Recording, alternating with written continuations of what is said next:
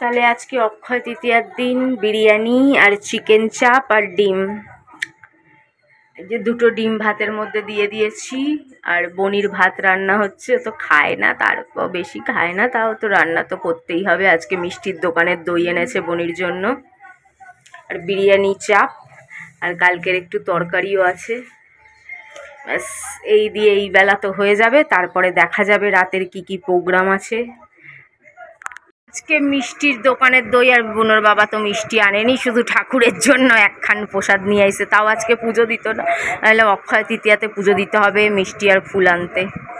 তো যাই হোক, বুনো মিষ্টির দোকানের দই খায় নাকি দেখি, তারপর তোমাদের বলবো যে বেটা খেলো কি না। আবার চুলকানি আরম্ভ হয়েছে, মানে একটা রোগ যাবে আর একটা রোগ আসবে, একটা যাবে একটা আসবে, আবার চুলকে চুলকে জায়গায় জায়গায় কেটে ফেলেছে জানো।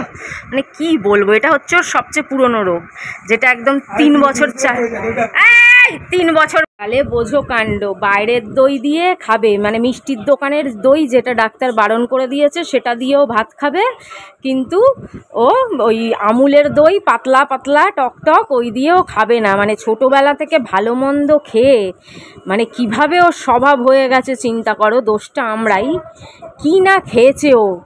বাইরের কাবাব খেয়েছে, চিলি চিকেন খেয়েছে, ছোটোবেলা থেকে বিরিয়ানির মাংস খেয়েছে, চাউমিন খেয়েছে, ম্যাগি খেয়েছে, রসগোল্লা খেয়েছে, সন্দেশ খেয়েছে। মানে আমরা যা খেতাম তাই খেয়ে বড় করতাম, তো মানে তাইও খাওয়াতাম, প্লাস স্যারালাক্সও খেত, যেগুলো ডাক্তার বলতো সেগুলোও খেত, মানে প্লাস ওগুলো সাইড ডিশের মতন খেত। ওইসব ভালো মন্দ খেয়ে ওরা এমন মুখ হয়ে গেছে যে একটা টাইমে কাতলা মাছ খেত, রুই মাছ খেত না, রুই মাছ দিলে খেত না, দামি কাতলা মাছ দিলে খেত। দেখো বাইরের দই দিয়ে কীরকম ভাতটা খেয়ে নিল। জানি না কদিন খাবে, ওর কোনো মুডের ঠিক নেই, কিন্তু আপাতত তো খেলো। মানে ওর ভালো জিনিসটা কীরকম চেনে।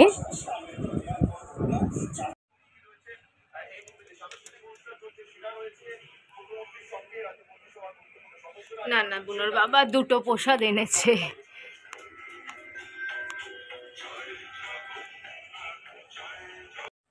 তো চলো, আমার চিকেন চাপ, বয়েল এগ আর বিরিয়ানি, আর বুনোর বাবার আন্ডা বিরিয়ানি। বুনোর বাবা বাইরের মাংস খায় না, ঘরের মাংসই সলিড পিস, নরম পিস ছাড়া খেতে পারে না। আর এ তো পুরো এমন জায়গাটা দেয় সাধারণত, যেই জায়গাটা ওই ছাবড়া ছাবড়া আর কি, ওটা আমি খাই, আমার ভালো লাগে।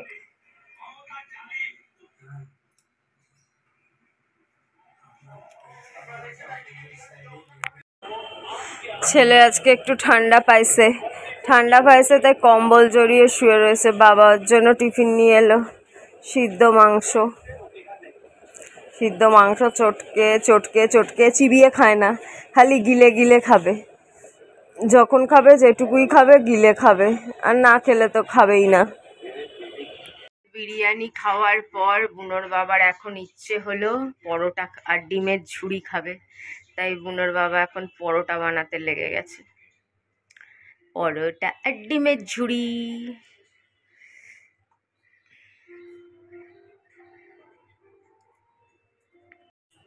তো চলো বুনোর বাবাকে দিয়ে দিই 3টে পরোটা আর ডিমের ঝুড়ি, अंडा भुर्जी और पराठा और अंडा भुर्जी। আমি কিছু দেব না, কিচ্ছু দেব না, তুমি দেখতে থাকো ওই ঘর থেকে আর সেই ঘর থেকে। বন্ধুরা, এটা গোটা চাপ নয়, আমি সকালে আর্ধেক খেয়েছিলাম বিরিয়ানি দিয়ে, ডিম ছিল বলে আর্ধেক খেয়েছি, আর্ধেক রেখে দিয়েছি। আমি আবার আজকাল একটু বাঁচিয়ে বাঁচিয়ে খাই, কি করব, তাই পয়সা বাঁচাই। তো এখন ডিমের ঝুড়ি আর পরোটা দুটো নিয়েছি, বেশি ইচ্ছে করে না এখন খেতে। Good morning, welcome back to my channel Moumita বসা। তোমরা জিজ্ঞেস করছো দিদি কবে যাবে। যাবো গো, এখনো ডেট তো ঠিক করে উঠতে পারিনি, এখনো বৈষ্ণবী আসেনি। বৈষ্ণবী আসবে, 2-1 দিন থাকবে। যদি 2-1টা কিছু ভুলে গিয়ে থাকি, বা ওর 2-1টা কিছু না এনে থাকে, কি ভুলে যায় আনতে, ওর তো স্বভাব আছে। বড় একটা ব্যাগ নিয়ে চলে এলো, তারপর বলে এইটা আনিনি, এ বাবা সেইটা রেখে এসছি, ও বাবা ওইটা ভুললাম। তো দেখি কি আনলো কি আনলো না, কি ভুলে গেল। দুই একটা জিনিস যদি কিছু কেনার থাকে ওকে নিয়ে যাব, তারপরে যাব, দেখতেই পাবে, বুঝতেই পারবে, যাওয়ার আগেও বুঝতে পারবে, যাওয়ার সময়ও বুঝতে পারবে। কোনো কিছু তো আমি তোমাদের থেকে লুকাবো না। এই মাসেই যাব, এতে কোনো ডাউট নেই। এই আজকে পড়লো মে দিবস, হ্যাঁ মে দিবসের, আজকে মে দিবস রয়েছে, তো যাই হোক, তো এই মাসে তো এই মাসেই যাব, দেখছি কবে যাই, আসুক বৈষ্ণবী। তো কালকে একজন কি যেন প্রশ্নটা করেছিল, হ্যাঁ, যে বুনোর বাবার কোনটা কোনটা আরেকটু যদি ঠিক হতো তাহলে আমি খুব হ্যাপি হয়ে যেতাম। তো সে বলেছিল যে তোমার কোনটা একটু, মানে তোমার কোনটা মানে আরেকটু বেটার হলে বা কিছু হলে বুনোর বাবা খুশি হতো। এর উত্তর তো জলের মতন সোজা, আর এর উত্তর আমি এর আগে অনেকবার দিয়েছি। দেখো, মানুষের যেই জিনিসটার কমি থাকে, যে জিনিসটা মনের ভেতর ইচ্ছা থাকে, সেই জিনিসটা বারবার মুখ দিয়ে বেরিয়ে যায়, বারবার বলে।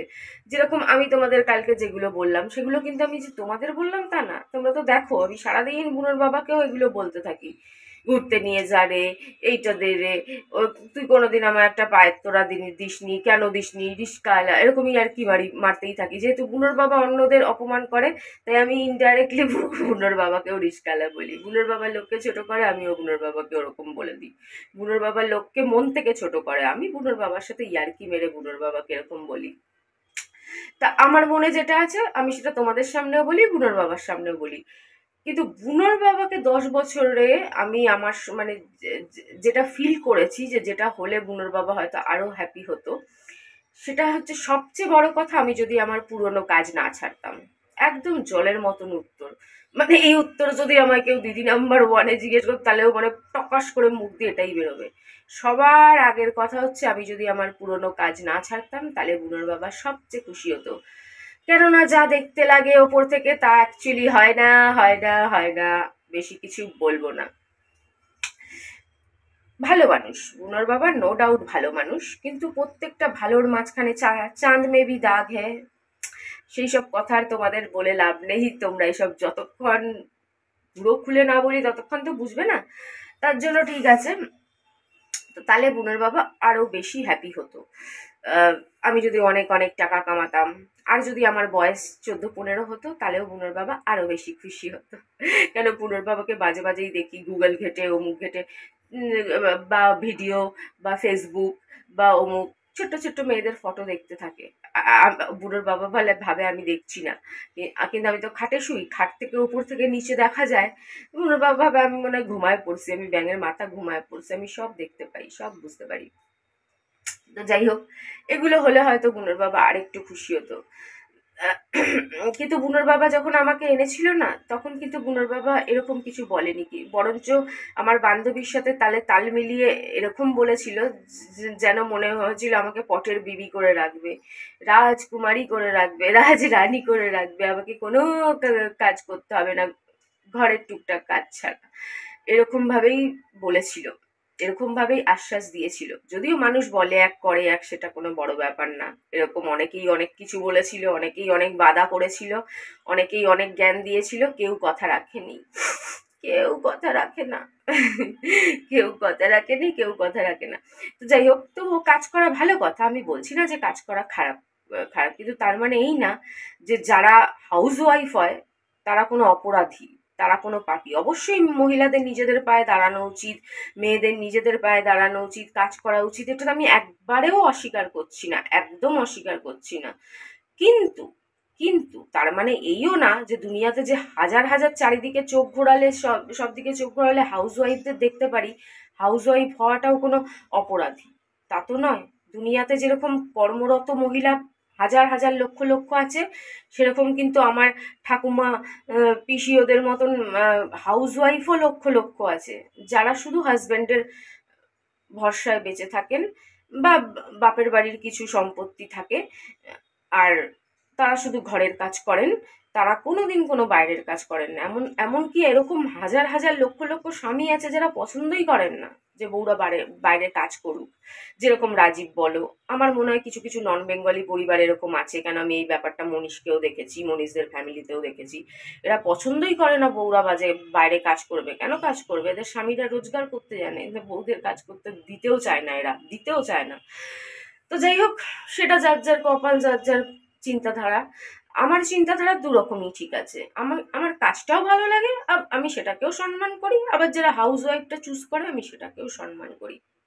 ও কিন্তু ওর ওই বিয়ে করা মানে বউকে যেভাবে, আমি শুনেছি যেভাবে কথাবার্তা হয়েছিল, ও কিন্তু ওর বউ আর বাচ্চার দায়িত্ব নিজেই নিতে চেয়েছিল। এটা যেটুকুনি আমি এদিক ওদিক সেদিক থেকে সবার মুখ টুক দিয়ে শুনেছি, কিছুটা ওর মুখ দিয়েও বেরিয়ে গেছে আলোচনা কথাবার্তা বলতে বলতে। এবার হয়তো কেউ বলতেই পারো সেটা ওর অনুষ্ঠান করে বিয়ে করা বউ। হ্যাঁ, নিশ্চয়ই ওর অনুষ্ঠান করে বিয়ে করা বউ, শুধু নামেই অনুষ্ঠান করে বিয়ে করা বউ, কিন্তু সেই বউ তো বউয়ের মতন কোনোদিন কিচ্ছুই করেনি যেটুকুনি আমি জানি। না ওর দেখভাল করেছে, না ওর পাশে থেকেছে, না ওর সুখে থেকেছে, না ওর দুঃখে থেকেছে, কিছুই করেনি, না কোথাও থেকেছে। কিন্তু আমি 10 বছর ধরে ওর সুখেও রয়েছি, ওর দুঃখেও রয়েছি, বরঞ্চ বলতে পারবো সুখী খুব কম, দুঃখেই দুঃখ। সবসময় খালি হাতি থাকে, সবসময় পাশে থেকেছি, সব ঘরের কাজ করি, শুধু রান্নাটা মাঝে মাঝে করি, বেশিরভাগ বুনোর বাবাই করে। বুনোর বাবা বেশিরভাগ টাইম ঘরে থাকে বলে বুনোর বাবা করে, নালে তো বুনোর বাবা যদি অফিসে চলে যেত, অফিস থেকে জোর করে টেনে এনে বুনোর বাবাকে দিয়ে কেউ করাতো না। তো বুনোর বাবার অফিসের মতন সেরকম সেই ধরনের কাজ না যে অফিস গিয়ে যেতে হবে, তার জন্য বুনোর বাবা থাকে বলে একটু করে। তো সেরকম তো অনেক হাউস ওয়াইফের ঘরে হেল্পিং হ্যান্ডও থাকে, যে বাসন মেজে দেয়, কারো ঘরে আছে রান্না করে দেয়, কারো ঘরে আছে জামা কাপড় কেচে দেয়। তা আমার ঘরে আবার সেগুলো নেই, তো সেগুলো আমি নিজেই করি। বাকি সব কাজ আমি নিজে করি, বাসন মাজা, ঘর ঝাড়া, ঘর পোছা, বিছানা গোছানো, বিছানা পাতা, বুনোর দেখভাল, বুনোকে খাওয়ানো, বুনোর যত্ন আদি, বুনোর ওষুধ, কোনটা করি না বলো না? তো যাই হোক, এই হচ্ছে কথা, যে বুনোর বাবা কিসে হ্যাপি হতো। আমি আমার পুরনো কাজে থাকলে, প্রচুর প্রচুর পয়সা কামালে, এইসব জিনিস। আর তারপর বুনোর বাবা মাঝে মাঝেই দহেজের কথা বলে, তোর বাড়ি থেকে আমায় কিছু দেয়নি, তোর বাড়ি থেকে। আমার বাড়িতে তোরে কি দিতে যাবে? ব্যাঙের মাথা কোথাকার আমার রাজপুত্র এসে আমার বাড়ি থেকে ওরে দিতে যাবে? দহেজ চাই ওনার আবার, বজ কাণ্ড। আজকালকার যুগে নাকি ওর দহেজ চাই, কি মাস্টার মশাই আমার, কি শিক্ষা ওর! কি বদনাম করছি না, বলছি। তো দহেজ চায়, মাঝে মাঝেই মানে দহেজের কথা ওঠায়। তো তার থেকে এটাই বুঝতে পেরেছি আমি, যেটুকুনি বুঝতে পেরেছি সেটুকু তোমাদের বললাম।